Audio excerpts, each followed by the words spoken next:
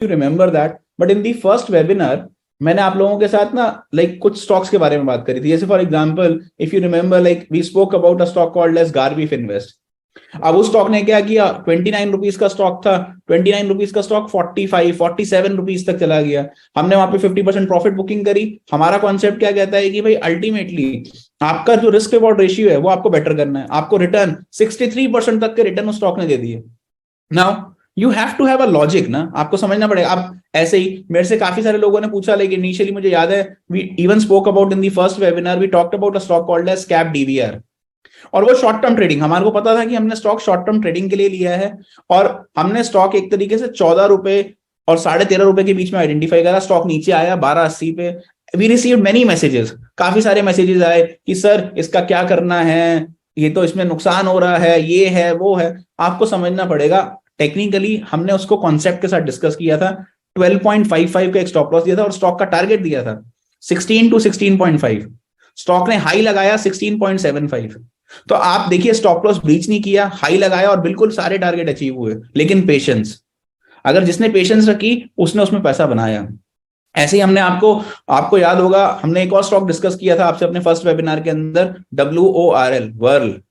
ठीक है, 132 पे डिस्कस किया। 132 से स्टॉक का टारगेट मैंने आपको दिया था। अगर आप फर्स्ट वेबिनार की रिकॉर्डिंग हमने इसलिए पब्लिक भी की थी कि लोगों को समझ में आए कि कॉन्सेप्ट क्या है, किस तरीके से कॉन्सेप्ट काम करता है, क्या कॉन्सेप्ट का लॉजिक है। और हमने बोला था फर्स्ट टारगेट था 156 रुपीज 70 पैसा, सेकेंड टारगेट मैंने दिया था आपको 170 रुपीज, और थर्ड टारगेट मैंने आपको दिया था 180 रुपीज।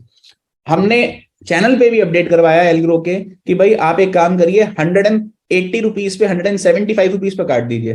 पहले दिन वो अपर सर्किट पे था 175 रुपीज पे, तब भी मैंने मैसेज करवाया। फिर 180 रुपीज पे ही मैंने मैसेज करवाया, 183 पे ही मैसेज करवाया कि ये एक तरीके से जो स्टॉक है बेटर है कि अब आप एग्जिट कर लीजिए, शॉर्ट टर्म टारगेट्स अचीव हो सकते हैं, स्टॉक दोबारा नीचे आ सकता है। तो आपको वो साइकी समझनी पड़ेगी कि एक्चुअल में कभी भी आप मार्केट में काम कर रहे हैं ना तो उस तरीके से करिए। सेकेंड वेबिनार की बात कर ले तो क्योंकि मुझे पता है कि लोगों के पास यहाँ पे पेशेंस है ही नहीं, और काफी सारे लोगों का ये रहता है कि हमें सर क्या करना चाहिए क्या नहीं करना चाहिए। तो एक मैं आपको बता देता हूँ, I discuss another stock which is Somaiya industries. ठीक है, अब आप समझिए मेरा ऑब्जेक्टिव बड़ा क्लियर है। मेरा ऑब्जेक्टिव क्या था, मैंने आपको पहले भी बताया था इन दैट वेबिनार ऑल्सो, कि मान लीजिए अगर स्टॉक 37 से 35 की रेंज में आता है तो आप तब भी बाय करिए। 41 पे इनिशियली हमने बाय किया, हमने नीचे भी बाय किया 37 टू 35 टू 37 की रेंज में ही मैंने बाय किया। मैंने आपको बताया था स्टॉक तभी वीक होगा जब वो 31 के नीचे जाएगा। एक और चीज बड़ी आपको समझनी जरूरी है कि कंपनी ना अच्छा कर रही है, और अगर कोई कंपनी अच्छा कर रही है ना तो इसका मतलब ये नहीं होता कि वो आप उसमें 2 4 5 रुपए के लिए नहीं बैठे। अब मान लीजिए मैं कहता हूं किसी को ज्यादा परेशानी होती है तो भाई वो दोबारा 47 चला गया था, 48 40 का हाई लगा के गया है ना अभी लास्ट टू लास्ट वीक, तो तब आप बेच देते अगर आपको ये था। तो आपको समझना है कि शायद हमारा जो ऑब्जेक्टिव है ना वो 2 4 रुपए खाने का नहीं है।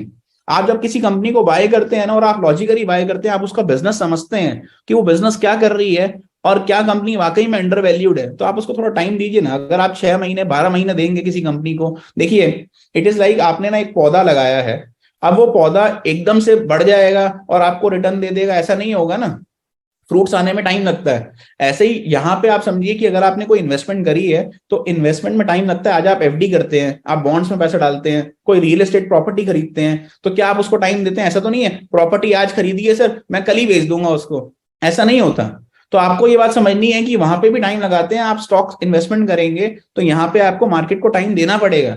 ऐसा नहीं है कि आप एकदम ले लेंगे और कर लेंगे। ऐसे ही मेरे से मैंने बहुत सारी क्वेरी पूछी। कल मेरे से किसी ने पूछा सर मैंने 132 रुपए पे उदय ज्वेलरी खरीद लिया, अभी 130 रुपए आ रहा है, मैं क्या करूं? किसी ने बोला सर मैंने 140 पे खरीद लिया या 145 पे भी खरीद लिया। यू नो एज पर मी, मेरे को क्या समझ में आता है कि बॉस अगर स्टॉक सस्ता है तो आपको ना लॉन्गर टर्म के अंदर ना ये जो 5-10 रुपए आप देख रहे हो ना इससे कोई मैटर नहीं है। मेरी एक स्ट्रैटेजी पर्सनली होती है कि बाय ऑन डिप। तो धीरे धीरे करके अगर आप सपोज एक स्टॉक को बाय ऑन डिप करेंगे तो टेक्निकली क्या होता है कि आपके एक तो लेवल्स अच्छे हो जाते हैं, आपकी एक्यूमुलेशन ठीक होती है और आपका रिवॉर्ड बहुत अच्छा होता है।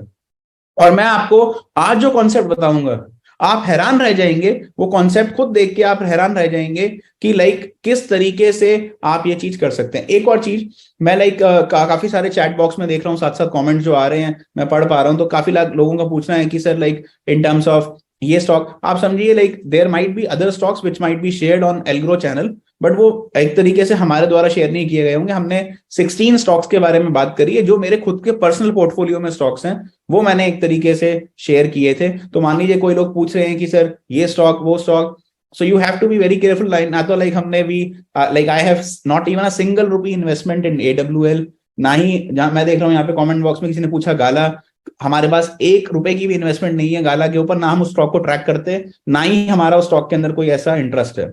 Similarly, like for example, somebody has asked regarding Renuka Sugars. Renuka Sugars मैंने personally, आप मेरे ट्विटर लाइन पे जाइए, I personally bought at 9 rupees, और हम उसमें प्रॉफिट बुक कर चुके हैं कब का।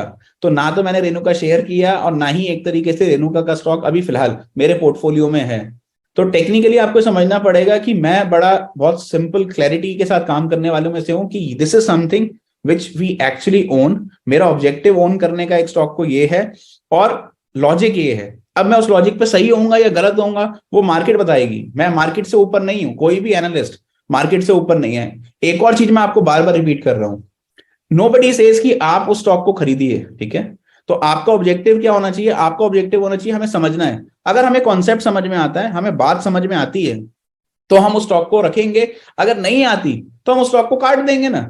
बहुत सिंपल सी बात है। दूसरी बात ये है कि nobody will force you to buy something, right. तो आपको ये समझना है कि मैं आज भी जो भी डिस्कस करने वाला हूं, so please as a disclosure, मेरी एक आदत है कि मैं वही चीज डिस्कस करता हूं जो मैं खुद कर सकता हूं। अगर मैं किसी चीज को खुद नहीं कर सकता ना, या खुद बाय नहीं कर सकता, तो मैं कभी आपके साथ डिस्कस ही नहीं करूंगा। एक और चीज मैं आपको बता दूं कि अगर मान लीजिए सपोज मैंने आपको बार बार बताया कि अगर मान लीजिए मैंने सपोज कोई चीज ली, तो क्या पता वो गलत हो जाए और क्या पता वो सही भी हो जाए, बहुत अच्छा रिटर्न भी दे जाए।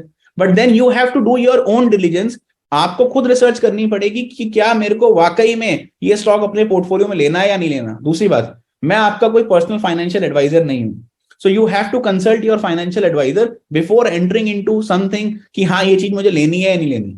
Now coming to the topic that we have today which is RSI, that is something which has given me rewards. तो पिछले 17-18 साल के अंदर एक चीज हमेशा मैंने एक तरीके से मतलब फुलफिल करती हुई देखी है, वो ये है कि आरएसआई आपको हमेशा शॉर्ट टर्म में भी और आपको मीडियम टू लॉन्ग टर्म में भी पैसा खिलाती है, अगर आप अच्छे स्टॉक्स के ऊपर ये कॉन्सेप्ट लगा सकते हैं। एंड ट्रस्ट मी, अगले 1-1.5 घंटे के अंदर आपको आरएसआई का कॉन्सेप्ट इतने अच्छे से समझ में आएगा, you will understand like in terms of कि आपको किस तरीके से क्या चीज अप्लाई करनी है, क्यों अप्लाई करनी है, क्यों वो स्टॉक लेना है, क्या लॉजिक के साथ लेना है। तो you will have a lot of like in terms of clarity कि क्या करना है। मार्केट आउटलुक जो लोग पूछ रहे हैं, डेफिनेट सी बात है कि मैं मार्केट आउटलुक के बारे में भी आप लोगों के साथ सबके साथ बात कर लूंगा कि मुझे पर्सनली क्या लगता है।